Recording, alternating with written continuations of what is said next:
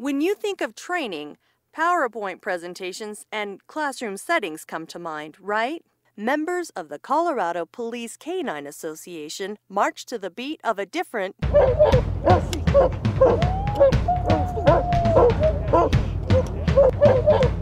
drum.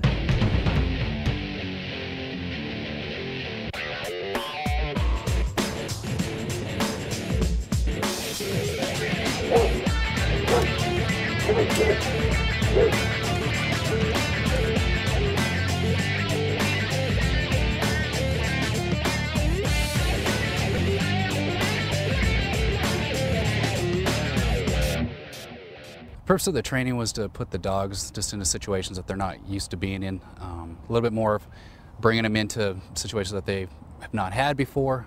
Dogs learn that once they do something, then they have the confidence in themselves that they can do it again. And working canine, you never know what's going to happen. You can end up in the lake, you can end up in a river, or you can end up on top of a building. You don't know. It's just a matter of putting the dog into different situations, giving the dogs the confidence that they can do their job. So when we do something on the street, then we have to have the confidence in our dogs that he's going to perform the way that we trained to do it. In late April, a handful of members of the Colorado Police Canine Association, including Officer Brian Loss of the Arvada Police Department as an instructor, and Officer Ron Avila, and of course his partner Matzo, took part in the 3-day event. Some of the areas that we ended up working on that for the 3 days were rappelling, where we took the dogs and we rappelled off of a 30-foot building. We also did ladder work where we put the dogs into a backpack style of a sling onto our backs. We climbed a ladder using that. That was the first time I ever put him in a backpack like that, and he did it like a champ. He let me put everything on him. I put the harness on him, strapped him up to my back, and then going up the ladder, he just held on. He didn't move, he didn't make a whimper, he didn't do anything. So he just kind of held on because he trusts me. He's learned to be able to trust me over the past couple of years. So it was a lot of trust.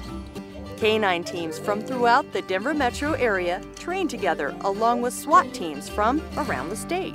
It helps me because it puts me out in kind of out of my comfort level, out of my comfort zone where they're going to put me into a situation and expect that I'm going to figure it out.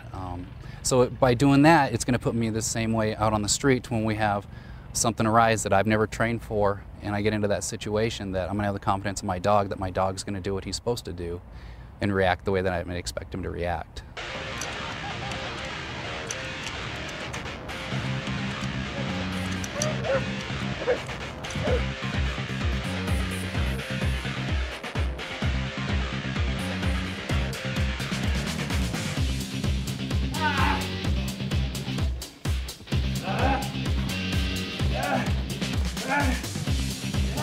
Matzo's a narcotics detection dog, so he's used to locate drugs, say within a vehicle that has a hidden compartment or within buildings.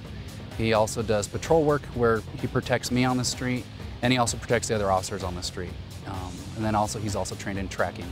So if we have an incident where, say, somebody runs from a stolen car from an officer, then we can get a perimeter going with the other officers on scene, and then I can bring Matzo out, and then he can locate the subject.